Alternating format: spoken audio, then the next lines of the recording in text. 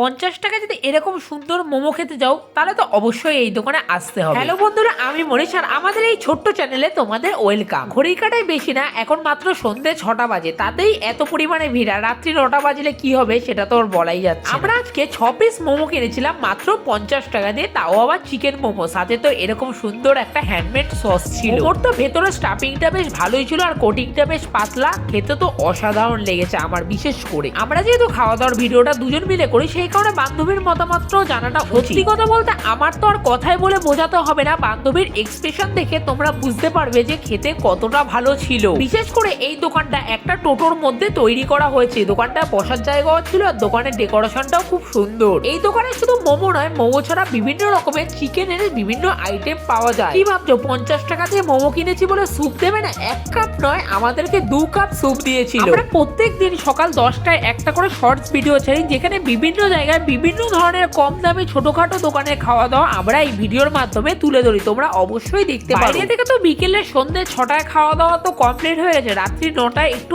আরো অসাধারণ ধামাকেদার খাওয়া দাওয়া ছিল। রাত্রে খাওয়া দাওয়ার জন্য চলে গেলাম রেস্টুরেন্ট থেকে কিছু পার্সেল নেওয়ার জন্য। আর রাত্রে খাওয়া দাওয়ার জন্য আমরা নিয়েছি রুমালি রুটি, তড়কা আর তার সাথে চিকেন ভর্তা। চিকেন ভর্তার দাম নিয়েছিল আমাদের 150 টাকা আর তড়কা নিয়েছিল 45 টাকা প্লেট। আর তার সাথে তো ছিল এই ঘি দেওয়া রুমালি রুটি, যার দাম নিয়েছিল 8 টাকা করে পিস। রাত্রে এই খাওয়া দাওয়া করে আমরা বেরিয়ে গেলাম এই শীতের মধ্যে একটু অরুণ আইসক্রিম খাওয়ার জন্য। কালকে তো গলা ব্যথা অবশ্যই হবে। আজকের মতো বাই।